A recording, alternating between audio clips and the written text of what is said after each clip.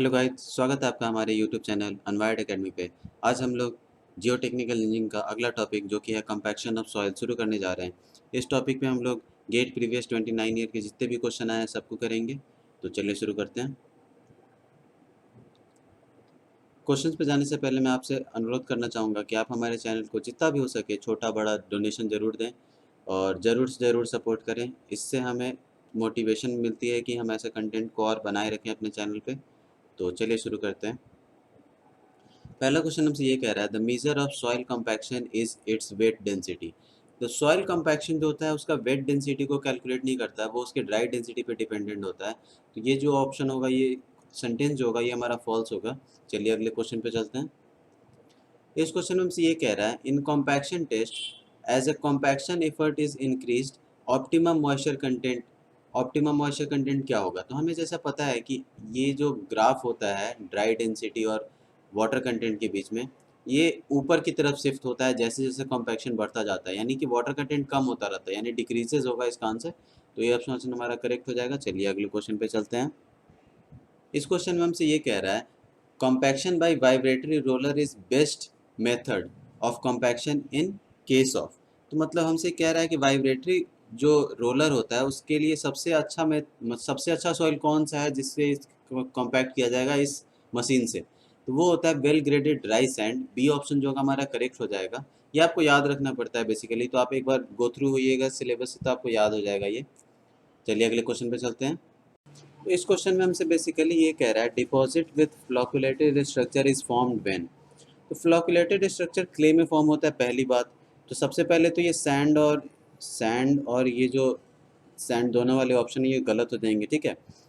उसके बाद flocculated structure तब बनता है मतलब जब clay layer by layer settle होगी, ठीक है।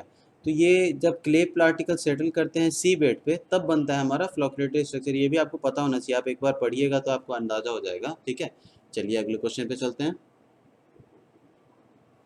इस क्वेश्चन में हमसे ये कह रहा है कि टू सीरीज कॉम्पैक्शन किया गया था और परफॉर्म किया गया था कि तो दो level of energy compaction per unit volume से with regard to above test following two statement we are made. पहला स्टेटमेंट ये कहता है the optimum moisture content is expected to be more of for test for higher energy.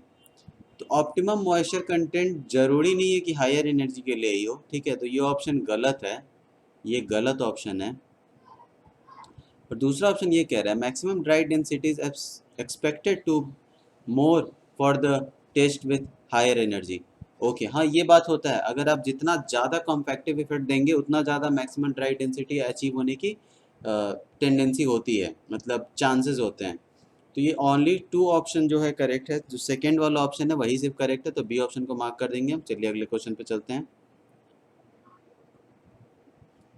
इस question में हमसे ये कह रहा है following statements are made on compacted soil where DS stands for soil compaction on dry side of OMC and WS stands for soil compacted on wet side of OMC. मतलब ये बस कहना क्या चाहता है कि अगर ये ओएमसी वाला ग्राफ है तो वेट साइड और ड्राई साइड ऐसे, ये वेट साइड होगा, सॉरी ये ड्राई साइड होगा और ये वेट साइड होगा।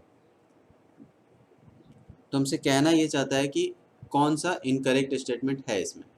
तो soil structure are flocculated in dry side and dispersed in wet side, ये सही है, क्योंकि ऑब्वियस सी बात है अगर जितना ज़्यादा पानी होगा तो उतना ज़्यादा वो डिस्पर्स हो जाएगा उसमें। तो ए ऑप्शन तो सही है।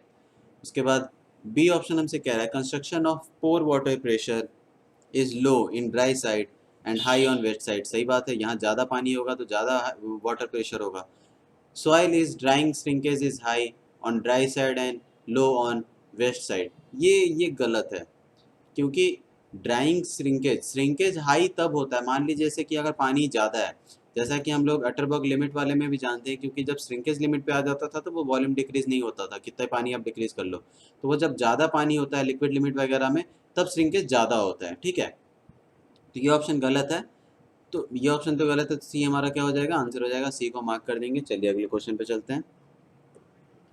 इस क्वेश्चन में हमसे ये कह रहा है कि OMC मतलब ऑप्टिमम मॉइस्चर कंटेंट, ठीक है, इसका दिया हुआ था और एमडीडी दिया हुआ था maximum dry density, okay, optimum moisture content, और एमडीडी जो है वो maximum dry density obtained standard Proctor test में। एसपी का मतलब है यहाँ पे स्टैंडर्ड प्रॉक्टर टेस्ट। और यहाँ पे हमसे ये कह रहा है OMC of MP and MDD of MP, यानी कि optimum moisture content and maximum dry density obtained in modified Proctor test are given, तो which of the following is correct. तो हमें जैसे पता होना चाहिए कि ऑप्टिमम मॉइस्चर कंटेंट जो होता है वो स्टैंडर्ड प्रॉक्टर टेस्ट में ज़्यादा होता है, ठीक है। स्टैंडर्ड प्रॉक्टर टेस्ट में ऑप्टिमम मॉइस्चर कंटेंट ज़्यादा होता है, यानी बी ऑप्शन हमारा मैच कर रहा है और डी ऑप्शन मैच कर रहा है।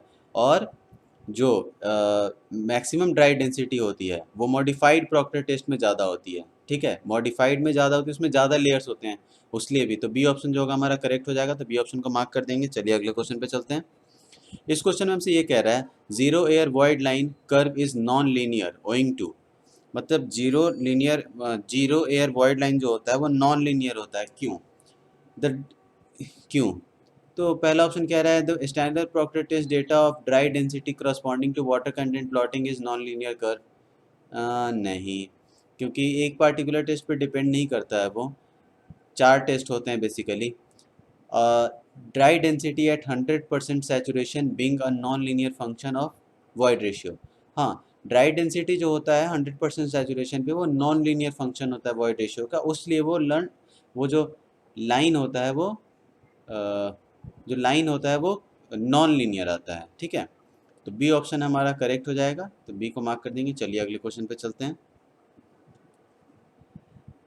10th नंबर हमसे क्वेश्चन ये कह रहा है the unit weight of a soil eight zero air void depends on, तो मतलब जीरो एयर वॉइड लाइन जो होता है उसका यूनिट वेट होगा वो किस पे डिपेंड करेगा। तो जीरो एयर वॉइड लाइन जो होता है वो क्या होता है, मतलब gamma d is equal to होता है उसमें जी गामा डब्ल्यू अपॉन 1 प्लस डब्ल्यू जी बाई एस, ठीक है। तो वो स्पेसिफिक ग्रेविटी पे डिपेंड करता है, वाटर कंटेंट पे डिपेंड करता है, यूनिट वेट ऑफ वाटर पे भी डिपेंड कर रहा है, यानी कि ऑल ऑफ द अबव पर डिपेंड कर रहा है। तो डी ऑप्शन जो होगा हमारा करेक्ट हो जाएगा। तो इस क्वेश्चन में हमसे ये कह रहा है in a compaction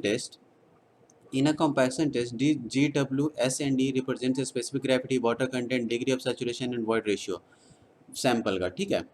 और गामा डब्ल्यू यूनिट वेट है वाटर का और गामा डी है ड्राई डेंसिटी ऑफ सॉइल का, ठीक है। तो equation of zero air void line क्या होता है? जीरो एयर वॉइड लाइन को जो इक्वेशन होता है gamma d is equal to G gamma डब्ल्यू 1 प्लस डब्ल्यू जी अपॉन एस होता है। तो अगर सैचुरेटेड कहते हैं तो एस की वैल्यू 1 हो जाएगी, तो हम अगर मैच करेंगे तो हमारा बी ऑप्शन जो है मैच कर रहा है, तो बी ऑप्शन हमारा करेक्ट ऑप्शन हो जाएगा। चलिए अगले क्वेश्चन पे, सॉरी, इसी के साथ हमारे ये सारे क्वेश्चंस हो जाते हैं 29 ईयर्स के जो भी थे कॉम्पैक्शन से रिलेटेड। तो बहुत बहुत धन्यवाद यहाँ तक जुड़े रहने के लिए, और इसी के साथ हम लोग इस टॉपिक को ख़त्म करते हैं। और हमारे साथ जुड़े रहिए, हमें ज़रूर से ज़रूर सब्सक्राइब कीजिए, वीडियो को ज़रूर लाइक कीजिए और ज़्यादा से ज़्यादा शेयर कीजिए। Thank you.